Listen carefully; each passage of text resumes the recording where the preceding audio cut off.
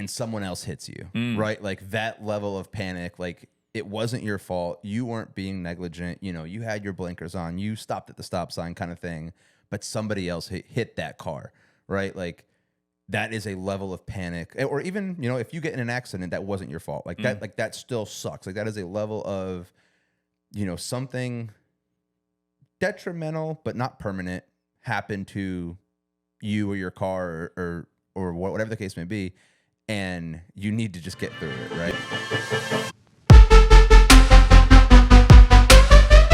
Welcome back to RidgeSide K9 EC Radio with Mike Swerchak and myself, Greg Hunt.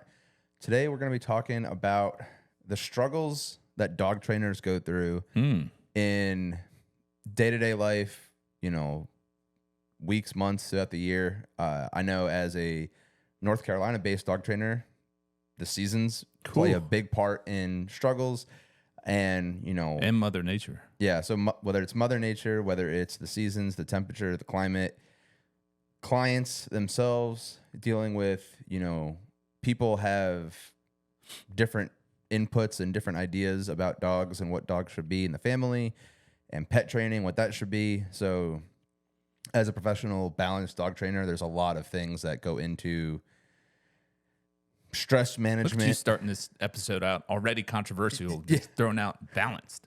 Can't do that. So as a, what was it, unlimited dog trainer? Oh yeah. As a dog trainer, as a professional dog trainer that doesn't limit themselves to any theory or whatever. I just do whatever is best for the propaganda. Dog. Yeah. Yeah. Gimmicks. Yeah. Engagement. Still stupid. Yeah.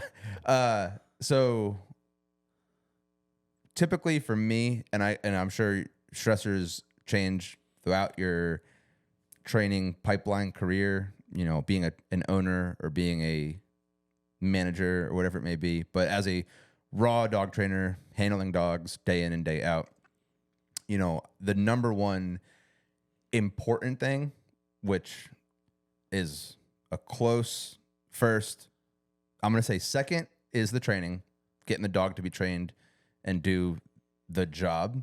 But the most important thing day to day, sun up to sundown, is the health and wellness of the dog. Oh yeah, for sure. Because it doesn't matter how well trained the dog is, you know, all the work that you put into a dog, if there's something wrong with the health and wellness of it throughout that 2 weeks, 3 weeks, whatever time frame you have the dog, then everything else goes to shit. Oh yeah. You know, and a lot of the times, you know, hopefully a lot of the times, the health and wellness, when there is an issue, it's not negligent, you know, because accidents do happen. I know several times, and then not only does it happen, but then having to deal with the client and the relations of the client afterwards. But things happen.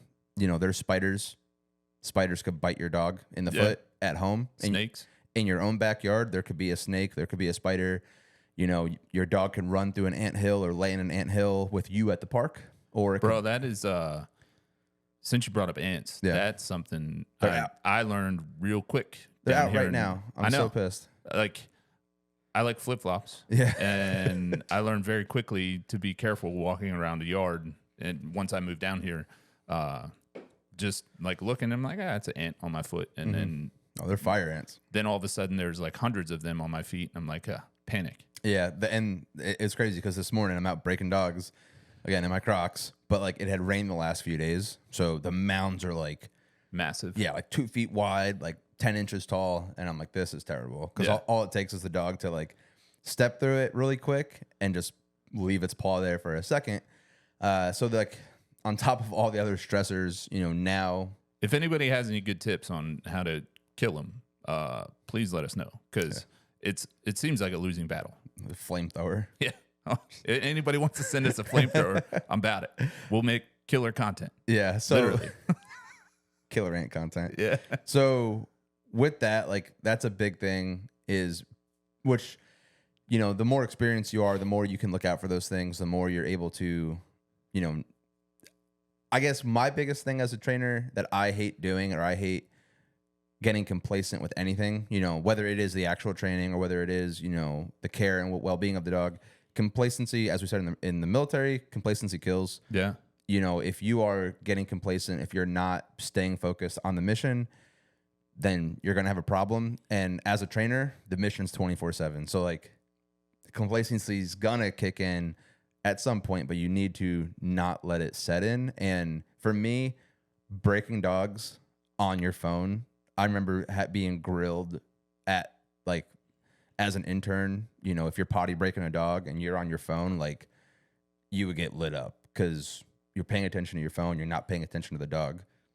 If the dog steps in the anthill, if the dog is doing whatever, like you're not having your focus on it, so that's a complacent kind of thing. I think another way to frame it too is like, it's all about situational awareness, which, our career paths, it's like second nature. Yeah. People think I'm crazy when we go to a restaurant and I have to sit with like facing the primary entrance and exit. Right.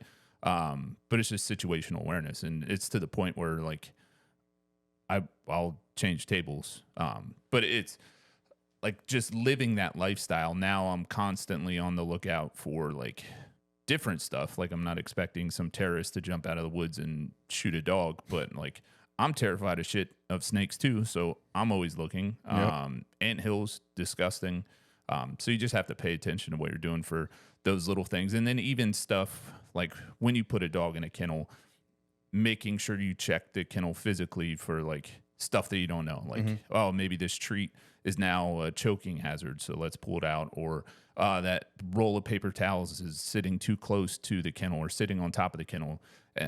Murphy's Law says the time you don't have the foresight to remove it is when the dog's going to eat the whole thing or, just do dumb dog stuff. Yeah. Even like with the kennels and the vehicles is like my biggest one because there's not a lot of space in the vehicle. So I'm always stacking things around. Like I have, paper towels next to the kennels and, things are on top of them or the ratchet strap down. So like if I'm using the holes of the side of the kennels for bungee cords or ratchet straps, like if you have a dog that's going to be chewing on those and they're going to suck it in, like you definitely have a problem there as well. Yeah. Dogs, anytime I was running like a handler course for police or military or whatever, I would always say the dog will teach you what I can't. And that applies to like this thing too. Like, riding around for 10 years with a police dog in a cage behind me, they're creative as shit. Like you could have it completely secured, your, kennel's locked, like the dog's not getting out. And then I would like look down at a cup of coffee and like somehow my dog had magicianed his paw through the kennel and is like trying to grab my coffee. Yeah. Or like we used to have our rifles mounted above our heads and the amount of slings that I lost. Oh yeah. Because like I used to just let it hang down for a quick deployment, but the dog would just like, I don't know how their tongues apparently can grow like 2 feet, but like he would somehow get that shit and just destroy it instantly. Yeah. So I used to tape it up to the stock and like be able to rip it out. But dogs teach you a lot of weird stuff that you would never ever think about until like, oh shit, it happens. Yeah. And like, especially on the pet side of it, I'm sure like there's like situations where like if your working canine does something and hurts themselves or whatever, like, there could be paperwork or you gotta answer to somebody, but it's always, yeah. The armory always, and be like, hey, I need a new rifle sling. Yeah. And bro, we just gave you one last week. I know. Which like in that situation, it's not as detrimental compared to, if it's your client pet dog and, like that client's, not that their whole life is that dog, but like it is a very big part of their life. So like any kind of detrimental thing is going to be heartfelt, and you don't want that to happen as a dog trainer. You don't want there to be, a heat rash or a friction rash or a, one ant bite, because everything just opens up that book of worms, from one thing to the other. Like, and sometimes it's not even real. Like sometimes an owner can look at their dog who looks exactly the same and say they're missing, some fur here. Like their fur looks thin, or their, whatever looks a certain way, or like they're not smiling as much anymore, or their eyes are always squinting now. What did you do? And it's like, as you see one thing wrong or two things wrong, your mind, and like, not that like the clients or the owners are bad for doing that, but like No, as I mean, as a human, you open up to different kind of illusions or different kind of things. So like one thing leading to the other. Yeah, I think one of the things that I learned, and this applies to like all relationships or whatever, but like you have to view it from their perspective, right? Rather than like, I can look at a dog and be like, hey, it's 100% fine, or know the dog and like know the context.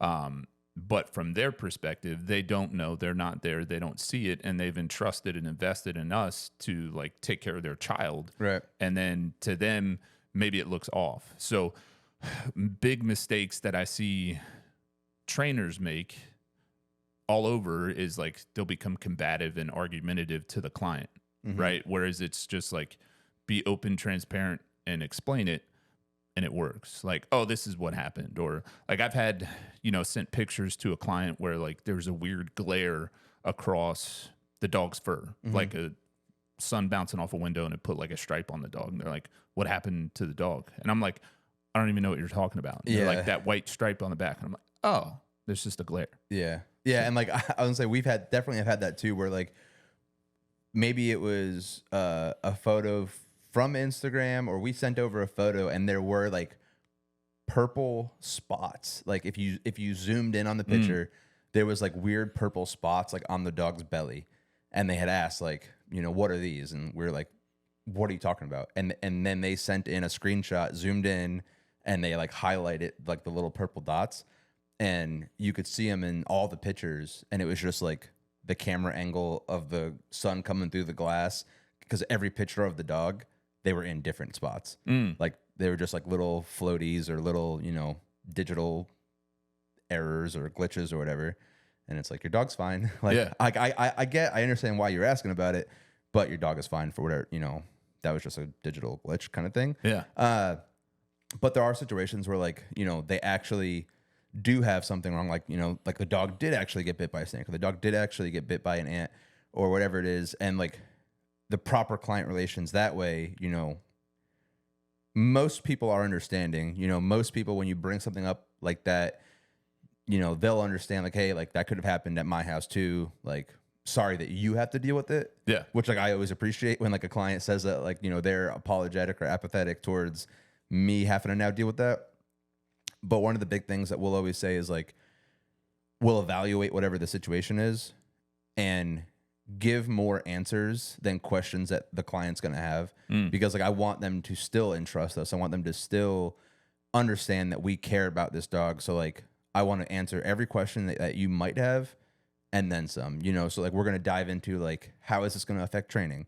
Because like the client typically wouldn't care about that. Like, even though the dog's in training, if their dog got bit by a spider, right, and their ankle is swollen, like all they care about is the dog's ankle being swollen. They don't even care about the training that they've been doing for the last week or two, but we'll address what we're going to do, like what the action plan is. And then, hey, this is going to affect training in this way. We're going to take care of it this way, which we've done a snake bite before. We've done, ant bites before, because like they happen, and if like you're a trainer that hasn't had a dog get something, unintentionally happen to them, you just haven't been training enough dogs in that sense. Yeah, shit happens. Yeah. And, so like modified training, take care of the client, take care of the dog is the most important steps. Like, I mean, take care of both like of them. I hate to keep bringing it up, like the fish hook through my foot at the beach, that we just had 30 dogs running around right there doing a lesson, and somehow they all missed it. And then I was lucky enough to snag it, because I'd take that responsibility to protect all the dogs from the random fish hooks from the assholes. Easily could have been a dog. So you have to, like, shit happens, right? But the key from like a client relation or, business to client is just be transparent about it. Like where I've seen companies fail, or like all the viral social media posts that go up of like owners of dogs blasting training companies for like just being negligent. I mean, besides like the negligent fact that most of that shit should have never happened, it's always the trainers trying to like dig their heels in and give excuses for it, not own up to it, hide it from the client. Like, oh, this dog came back with hot spots all over it. And like, oh, that must have just happened today. And then you see like the viral photos of the dog pop up, and like that's not a overnight sensation. Like you can see stages of healing and all that shit. So like just have integrity, I guess. Don't be an asshole. Well, and like it's hard for certain jobs to kind of like equate the certain level of stress when something like that goes down. Like obviously, there's stress in the military, there's stress in the police world, but to me it's like if you are a valet parker or valet driver, right? Like you work at a big hotel or a big fancy restaurant and you're the valet guy. Name a hotel down here in North Carolina. I'm from Jersey. We have valets in Jersey.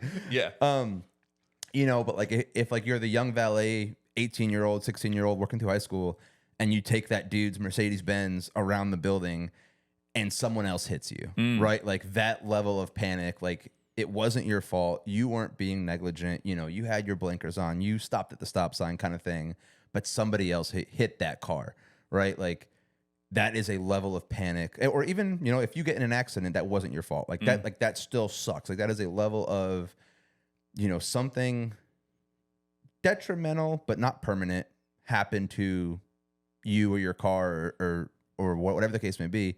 And you need to just get through it. Right. Yeah. And that's the thing, like with the dogs is like, if something happens like that, like getting through it, as the valet, you might not want to call your boss, but you have to. You have to call your boss, call the customer, let them know what happened and like let time heal it and work through it professionally as possible. So same thing for the dogs is like, take care of the dog, take care of the client, get the ball rolling on that. Not waiting on it. Cause like it definitely sucks. Like I want to say the last dog we had, a major issue where we had to talk to the client was the dog had diarrhea, cleaned it, washed it, had diarrhea again, cleaned it, washed it. Eventually, either like the shampoo of cleaning the dog, doing what we needed to do. Like, we were letting the client know like, hey, your dog's had diarrhea. They've been in training for 2 weeks, no issues whatsoever. Maybe it was food related. Maybe it was a treat related.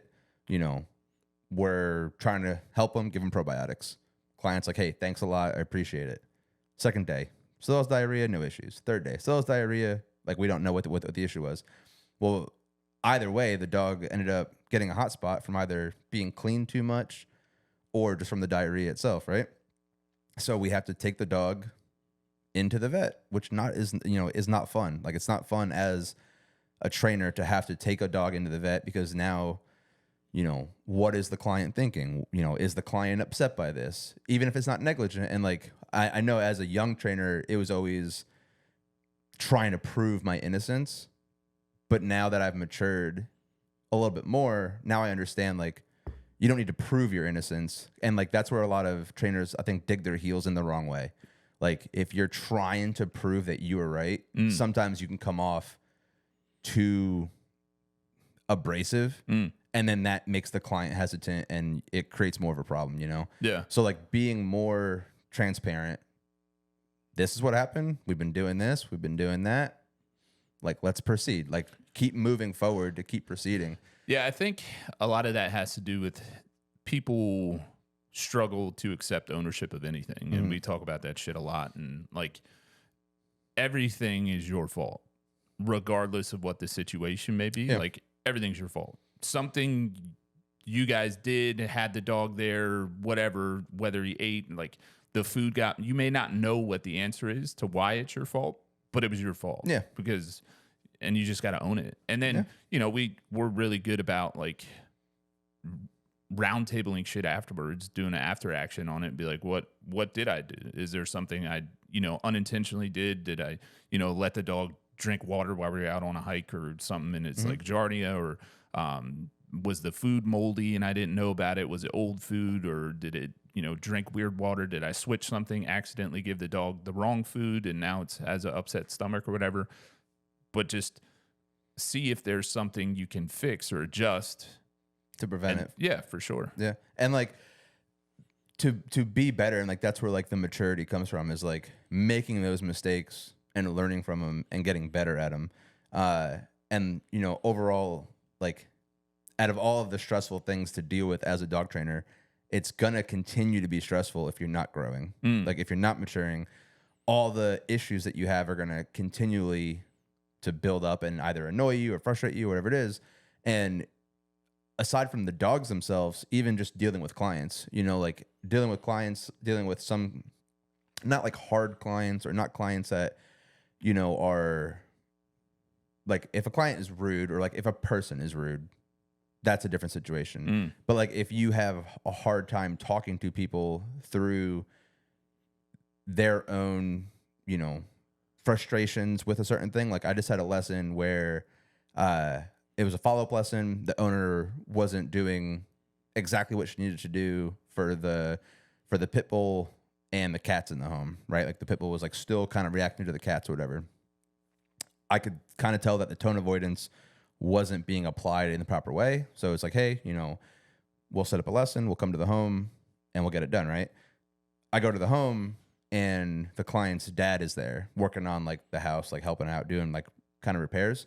And he came very strong defending his daughter, you know, in the sense of like, I don't know what my daughter paid for. I don't know what you did with this dog, you know, X, Y, and Z. And like, as a trainer, as a mature trainer who I have to understand where they're coming from, you know, because like that's a stressful thing to do. Is like, you have somebody who paid for a service, you feel like you did 100% just by that client, and whether it's them talking to you afterwards or it's, you know, a spouse or a family member who is saying, hey, you need to justify this because I don't think anything happened, right?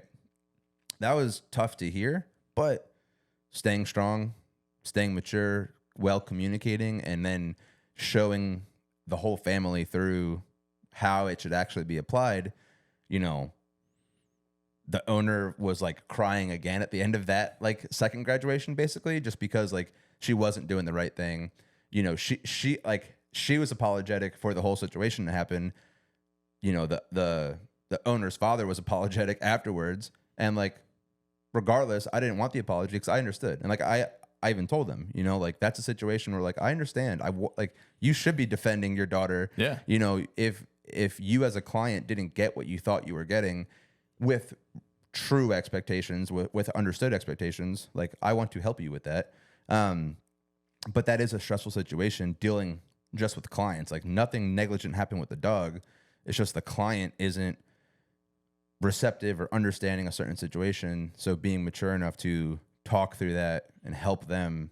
I think that's a huge point, is you have to learn how to talk to people. And that's like just have a fucking conversation. And that's extremely lost, especially with like the younger generation. Like you just have to talk. Well, and when most dog trainers become dog trainers because they don't like people and they want to talk to dogs instead. Yeah. Like that's a huge problem, is like if you are in the dog field because of the dogs, which like, not saying that's wrong. Like you should care about the dogs, but like your people skills should be better than your dog skills in a certain capacity. You know? I mean, or both should just be exemplary. Yeah. Like when you break it down with what we do, maybe 5% is dog training. Mm-hmm. The rest is like people training. Yeah. And like, yeah, I would say over the course of 3 weeks, I'm doing quick math in my head. I would say over the course. Don't hurt yourself. Yeah. I would math for Marines. Yeah. I would say if you combined all of the words, all of the spoken back and forth feedback, me to the dog for 3 weeks versus the 3-hour time that I'm with that client during the graduation, I probably talked to the client more words in those 3 hours than I did to the dog the whole time. Oh yeah. You know, so like I do need to be able to talk to people better than I talk to the dog. Dogs learn way faster, and it's easier. Yeah, with less communication. Yeah, than people do, because like you have to sit down, talk it out, make sure they understand the concept. If you are struggling with that, you have to adapt the communication and like try and figure out what suits them to get your point across. And then everybody's attention span is shit these days. So like it's a tremendous amount of information that a client is trying to learn, if they have like at a zero baseline, like trying to shove, information of how dogs learn, why they're doing what they're doing, how to use a leash, how to walk with the dog. And, it's a lot, especially if it's all novel information to them. Like if you were going to sit down and have a conversation with me about rocket science right now, you could talk all you want and I'm never going to understand it. Mm-hmm. And to some clients, like animal behavior is a very complex thing. And to us, we think it's easy because we've been doing it for years. Mm-hmm. So it's like trying to remove the ego from that and like trying to convey it to a person who's at like a third grade level, and not to insult their intelligence. It's just in this specific topic, like they're not educated in that. So that's what we're here for. And it goes a step further than even just being uneducated because, and Ashley had brought this up, maybe it was one of our post-grad, like after action reports, but I'll say in the graduation that like, I'm trying to teach you as the client how to be a dog trainer, right? Like right now you're a dog owner. I'm going to give you the skills and the knowledge to be a better dog trainer, essentially. And we'll have clients, for years and years, keep doing follow-ups or refreshers or coming to group lessons. And maybe it was after a group lesson, not a graduation, where we had a client who's like been working at it for a long, long time. We see success with the dog, if we're holding the leash or whatever it may be, but they're not. I think I was saying I was surprised how they're not as successful as I'd expect them to be after this length of time. And that kind of goes into like, it's not that a client is uneducated on the situation. It's that people have certain caps for any type of knowledge. Yeah, like, there's bandwidth. Yeah. And if you take 20 people off the street and put them in front of the world's best welding instructor, there's going to be some people in that 20 that end up welding pretty good. And then some just are not going to get it. Like I've tried welding, for example. I'm not an artist. Like I can in that make capacity. Something stick together, but it's going to look like shit. Yeah. Like no matter how much I've practiced, I just couldn't get it. Like, and if it was drawing, if it was playing the trombone, like no matter how much I practice a certain skill, I'm not going to master everything I try. Right. Dogs are one thing that I've been getting better and better and better and better at, shooting towards mastery, always a student aside, but there's just certain skills that I will never be able to master no matter how much I try. My brain is not wired that way. And trying to understand that clients are the same way. Yeah. Like there are some clients that will keep soaking in the information and keep getting better. And then some are going to hit that bandwidth and they're not going to improve based on their own skill level, like cap essentially, which is a struggle in itself because like we want to see the clients succeed. We want to see them be happy. And a lot of times if they're capping out, ultimately it's based on that dog not being right for them in that situation. I think sometimes too, and I struggle with this, like you get a dog and you see just based on like the genetics of the dog, what the potential is for that particular dog. And then that doesn't align with like what the client wants or like their aspirations for it. So like, I know how well that dog can do, but they are accepting of like a subpar thing in my opinion. Like, and it's a weird balance. Cause like our job is to make the client happy, but then part of me is like, damn, that dog could be a lot more and be like way sharper if you did X, Y, Z. And they're like, I really don't care. Like, I just want the dog not to drag me on a leash. Like that dog could have like world-class obedience. Like, but yeah, well. Yeah. And like, that's another good struggle as a trainer is finally accepting what the clients accept. Yeah. Like you do your job as good as possible, as thorough as possible, but then again, maturing and evolving as a trainer to understand it's not your place to continue to push the owner once they're capped out, or once the owner is satisfied and happy and they don't have, like, you can't make somebody else want more, than what they want, essentially. Yeah, I think a lot of times people can project their feelings into somebody else, if that makes sense. Like you have to do this. You don't have to do that. Like if the dog's good, you're satisfied, then like we're good, then you're good. Like whatever. Yeah, and that was a very educated sentence. If you're good, we're good, and we're good. Whatever, bro. But like I feel like one of the other sides to it, you know, again, similar to the military, to the police, is things that stress you out more the more passionate you are. You know, and again, like if you're there's top 10%, bottom 10%, middle 80%, like the general populace, GP in almost every business or company, whatever it is. Yeah. But like if you're in that top 10% or even in the top 50%, if you're passionate about what you're doing, what stresses you out is going to stress you out. Like that's going to stress you out more than it stresses out the bottom 50%, just because they don't care as much. Yeah. So the stressors, the challenges aren't as daunting to them because they don't care to fix them as much, or they don't care to change them or progress through it. And I feel like as a dog trainer, not that there isn't those top 10, bottom 10s, but I feel like if you chose this path, you are passionate about the dogs. Like you do have that passion more so than like just choosing a random office job or a random job that like, not there's anything wrong with like working at a grocery store, but like the certain stressors you're gonna be passionate about right as much, right? So as a dog trainer, the struggles, clients, the dogs, the weather, and like we didn't even get into that yet, like really how like it is a 24/7 job. You know, you have to get up every single day for at least 2 or 3 weeks, no days off, again, for board and trains, whatever it may be. But like you're getting up every single day. The dogs have to go potty. They have to drink water. They have to get food. They have to get trained. Yeah. They have to get their updates, you know, which is a whole nother stressor. I know as a trainer, I always go back and forth. You know, do you get the update in the beginning of the session? Do you get it at the end of the session?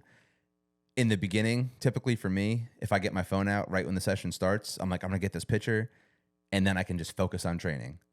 But I'm like rushing to get the picture, and then I'm not doing what the dog needs. Yeah. And then the dog's failing, and then I'm getting frustrated because I can't get the picture, and then the dog's getting frustrated. And so I just made the training suck, right?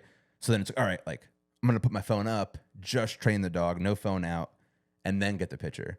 Well, then I train the dog, and I'm like, all right, that was a great session. Put the dog up. And then I'm on the next dog, and then I'm like, shit, I didn't get a picture. You know, so like those small intricacies, you know, are stressful things on top of all the other stuff to do. Yeah. I think the point, and like just, you know, going back to there's no days off when, especially if you're by yourself, right? Like I can think of one of the most miserable times in my dog training career was, it's probably 3-4 years ago, but I was sick as shit. And it was like 104-degree temperature. I had like 3 or 4 training dogs at the time, and it was cold as shit outside, and like going outside was not what I wanted to do. And everybody who typically helped me was out of town, like across the country. And I'm like, yeah. And I was like teeter-totting. I'm like, bro, I just need, getting like throwing up all over the place. And I'm like, I need to call another trainer to have them come over here and do that. And then I was like, just tough it up. Like the dogs didn't get a lot of work that day. Like it was basically like just cuddle next to me while I'm dying.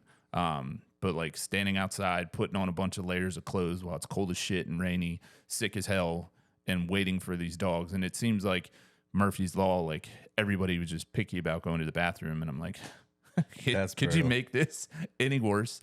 But yeah, it definitely sucks sometimes. Absolutely, but it's worth it in the end. Yeah, for sure.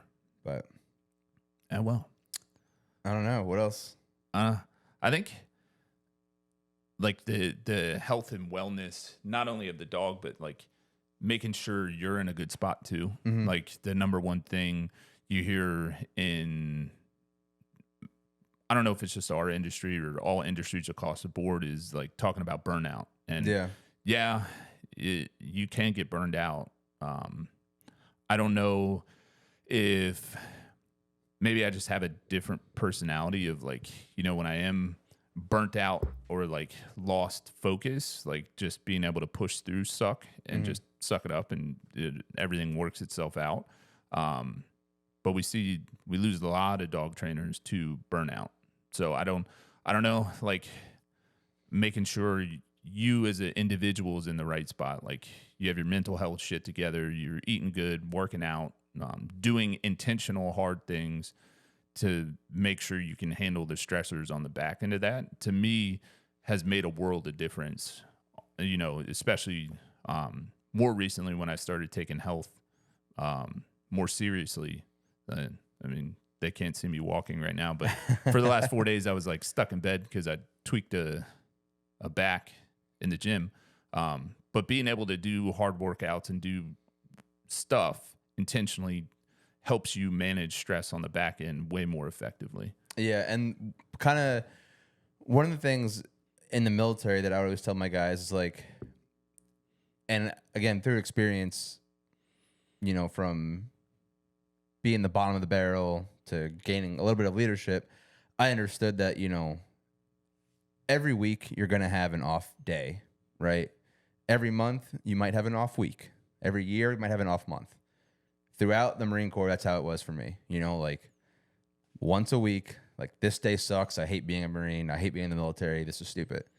Once a month, it lasted for a week, but it always went back, right? So like I always told my guys, never focus on that bad time that you're in right now and make a decision because of that, which is going to negatively affect what you can do later on, and like I had a lot of guys like year 2, year 3, and they're like, I'm getting out. I don't want to do this anymore. That's how you feel this week. Yeah. Don't make a bad decision that's going to affect you next month. Yeah. When you need to re-enlist and now you can't because you gaffed off something. And like I've had so many people, and it was weird. It was kind of like a tradition where your last like fitness test is a bad tradition, but it was like a tradition for people getting out at their 4-year mark to like basically score the bottom. Like if it was a 28-minute run, was like you had to get faster than 28 minutes for the 3 mile, they would all run 27:30s. Yeah. Or if like it was a minimum of 50 crunches, they would all do 51. Or if it was a minimum of 3 pull-ups, they'd all do like 4 pull-ups. So they would completely bomb their PFT. And I'm like, you're in your bad week right now. You're in your bad month right now in your final year in the Marine Corps. When it comes time to re-enlist, if you're in the up, but now you have shitty scores, now you can't do that anymore. And so like same thing in the dog training side is like, no matter how I feel, if it's the early morning and there's 2 blowouts and it's raining and, I'm wet and the dogs are wet and it's a terrible time, like not making rash decisions, not being abrasive to my boss or my trainers or, my home life, spouse, family, whatever it is, and like working through it, pushing through that struggle, like you said, even when you're alone, and making good decisions through that stress. Yeah, I think, and like to just encompass all that is don't make emotional decisions. Yeah. And now we're like life coaches and fucking relationship experts and stuff, but like just don't make emotional decisions. If, I made a decision after getting annihilated by a dog, like, oh, I'm never touching a dog again, and I like stuck to that, I wouldn't be where I am today. Right. Or if I get a bad phone call of like, hey, XYZ is happening, or like the website crashed or whatever, be like, fuck it, I'm hanging it all up, right? Like, don't do that. Please don't do that. No, we're good. We're good for today. Although the other day when Instagram and Facebook and YouTube and everything crashed, I was like, huh, what do I do with that? Like, that's like 70%. So I'm like, maybe I'm going door to door trying to sell dogs like back in the 80s, or selling vacuums and shit. Hey, so you have a dog. You interested in some training? Let's go. That'd be wild. Whatever. Make it work. Yeah. Adapt and overcome. But I guess we'll wrap this one up. Yeah, just free spirit it. Yeah, whatever. All right, so we're scripted. That was 40? dealing with stressors. Yeah, 40. I guess. So you can find me at rsk9nc.greg on the Instagrams, and You can find me at Mike_Swarchek on Instagram. And if you are interested in training based off this episode, you can hit us up at RidgeSide K9 Eastern Carolina on all meta platforms. I swear some of these are a lot more fluid. Some of them we're just talking. Yeah, whatever. We'll see you on the next one. Appreciate you listening. Later.